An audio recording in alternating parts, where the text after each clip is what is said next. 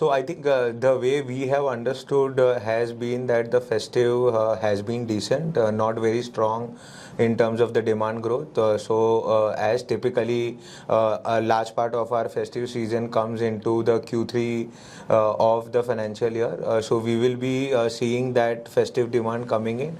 And also we can say that this year was an aberration because of the election being there into the first half of the financial year.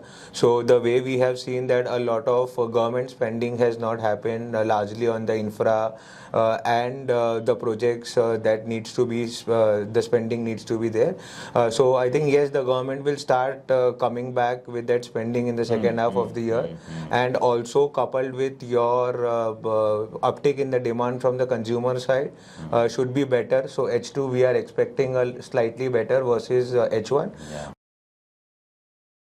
Everyone, thank you for joining back. We are at Karma Capital today, me and my colleague, and we thoroughly enjoyed our conversation with the entire investment committee. This is our part of due diligence process that we call it, where we meet the fund managers, we meet the entire investment committee, try and understand how they've been running the funds, what kind of track record they bring on the table, what kind of DNA the organization has, what kind of investment capabilities they carry, how they are managing the funds, how many stocks have been bought and sold. We go to an extent of having a conversation with the fund manager in terms of checking how many calls have gone wrong, which will give you fair perspective about the capability of the fund house. So I'm glad to share that we had a wonderful conversation, and now with me I have Mr. Vinit.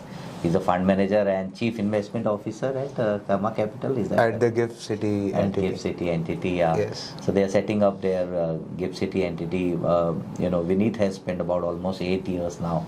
Have been very helpful in terms of building this business to the next level at Karma. So what we'll do is we'll try and understand more about what's happening in Gift City and how NRI friends can take the maximum advantage of this structure. That's number one. And number two is we'll also try and know more about what are their house views on the markets. So Vinit, let me start by asking you, first of all, thank you so much for accepting our request and taking the time out and speaking with us. Yeah, thank you, Vikas. Thank you for doing this with us, and it's pleasure meeting you. Right.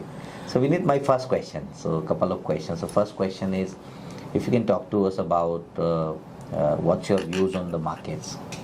Yeah, so we always say that we are not a very market expert kind of people, because our whole investment ideology has been more towards bottom-up investing. But the way we look currently, things are that in the last 4 years, Indian equities had a very great bull run, and we have seen so many things changing from the business perspective also, and largely from the market valuation perspective also. Our near-term view is that we have seen some correction into the index in the last 2 months with a lot of FII outflow happening towards the Indian markets. But overall, we continue to stay very positive about the market. Yes, there can be some hiccups here and there in terms of the recent GDP data that we went through, and on ground we have been witnessing some slowdown in terms of the consumer spending. So there can be some effects of that being seen on the markets in the near term. But we as an investment house, we always have a medium to long term views related to the investments that we make, or related to the companies and the markets that we are into. So overall we are very positive about from the medium to long term. But yes, there can be some slowdown effects that could be seen on the markets, and markets can be sideways or range bound for some time until all the things start getting to pick up. Okay. So you said that the first 2 quarters of 2024 was in terms of the growth has slowed down, and so is the earnings. But what are your views on this next 2 quarters? Do you see some uptick or recovery happening? Yeah, so I think the way we have understood has been that the festive has been decent, not very strong in terms of the demand growth. As typically a large part of our festive season comes into the Q3 of the financial year, so we will be seeing that festive demand coming in. And also we can say that this year was an aberration because of the election being there into the first half of the financial year. So the way we have seen that a lot of government spending has not happened, largely on the infra and the projects that needs to be the spending needs to be there. So I think yes, the government will start coming back with that spending in the second half of the year, and also coupled with your uptick in the demand from the consumer side should be better. So H2 we are expecting a slightly better versus H1. Yeah. But the most important thing that we are closely watching is the consumer demand, because that is the most important thing. Ultimately, the end user should have higher appetite to spend, Right. and that should be the larger driver of growth for our economy. Yeah, so the target for the government was almost 11.11 lakh crores, and in the first half, I think they spent about only 4.5 lakh crores, I believe. So almost 8.5 lakh crores to go, close to 8 lakh crores. So maybe let's hope that the government should achieve their targets in terms of taking the capex. Yeah. Okay, now to understand about your Gift City Fund. So how do we participate? What is the structure? Is this NAV based, the minimum threshold? And will you like to continue to manage the same way that you're managing under the Mauritius structure, or how is it? No, so largely about the fund and everything, my colleague Mr. Rajneesh has briefed you out. About the investment philosophy, I can say that yes, as an investment philosophy that we have been following for more than 17 years now, that will be largely same. Just briefing you something about in detail about our investment philosophy, what Rajneesh has also touched upon some of our points, that we are typically medium to long term investors with a view of 3 to 5 years. We believe that everything goes to a cycle, and we call us as an early cycle investing.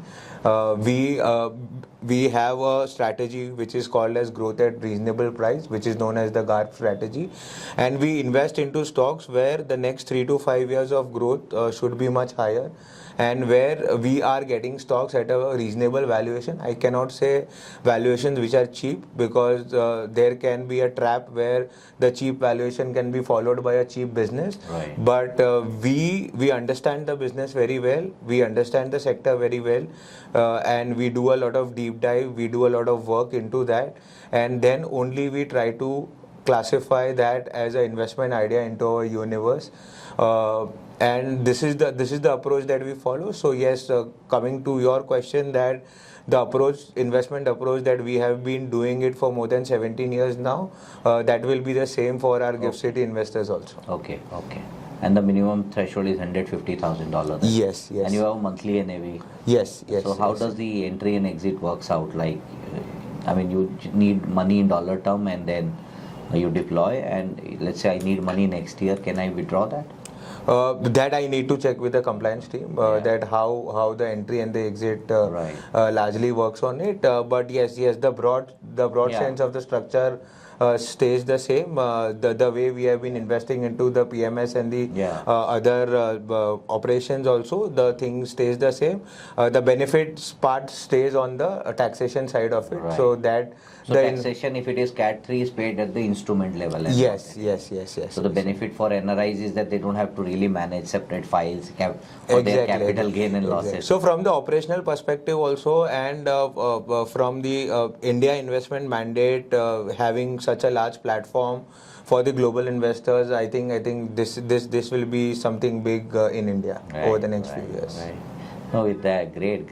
With that, we'd like to take this opportunity to wish you a great luck now that you are starting. There are a couple of other managers also who are starting in Gift City, and the kind of money which is expected to come from our NRI friends is huge. There was somebody that I was speaking with the other day, and he said that, what is the size of your economy? I said about close to $4 trillion. So he said that's the money and the net worth that they have, your Indians have created when they gone out. Yes, yes. So yes. imagine if they start participating, then you really don't have to dependent on FIIs. Your own domestic story and plus your own people who gone abroad and working out there. If they deploy their maybe 10-15% of their overall net worth, we don't have to be really dependent on FIIs anymore. Yeah. No, that we have also been seeing from quite some time. So a lot of our investors are NRIs based out of different geographies globally, and largely their origins are from India, and that is the reason they are also very positive about the Indian markets, and they like us as investment managers. Right. They like our investment approach, and that is the reason we have been seeing that positiveness coming. And the way you said that, yes, if that some percentage of their wealth starts coming into this GIFT City entity as a thing, it will be huge. Right. So all we can say is that don't bet against India. With that, we'll conclude the session here. Thank you so much, Vinit. Thank you, Vikas. Thank you for doing this.